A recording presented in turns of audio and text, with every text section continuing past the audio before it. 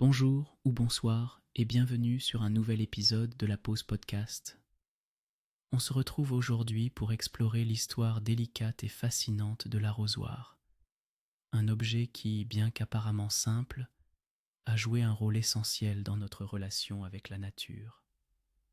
Imaginons ensemble un moment paisible, assis sur une chaise longue dans un jardin, les oiseaux chantant doucement autour de nous. L'arrosoir, cet outil en métal ou en plastique, est souvent le compagnon silencieux des jardiniers. Mais il recèle une histoire que beaucoup ignorent.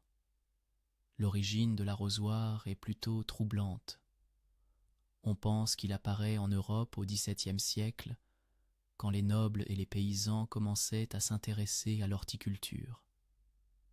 Auparavant, on utilisait des seaux ou des pelles pour arroser les plantes, mais ces méthodes avaient leurs limites.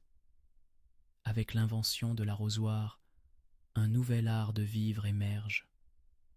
Pour la première fois, l'arrosage devient précis et délicat.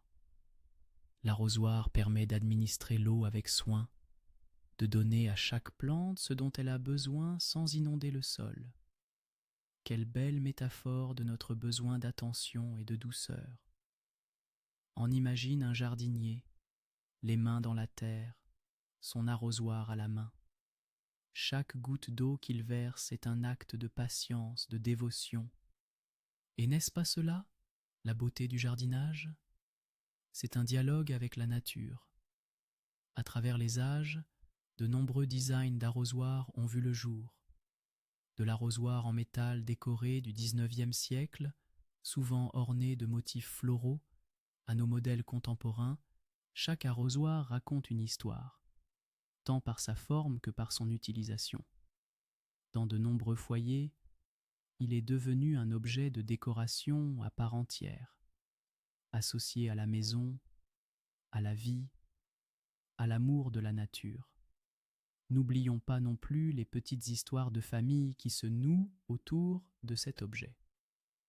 Beaucoup d'entre nous se souviennent de nos parents ou de nos grands-parents utilisant un arrosoir, transmettant ainsi non seulement une technique de jardinage, mais aussi un lien affectif avec la terre et les plantes.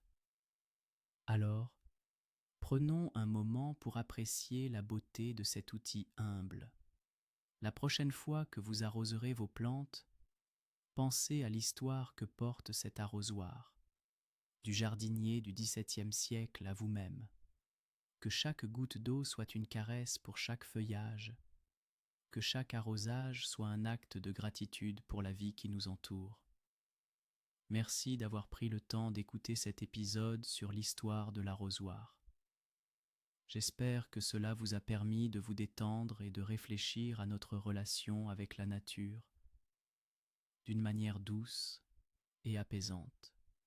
N'oubliez pas de prendre le temps de vous reconnecter avec la terre, même par un simple arrosage.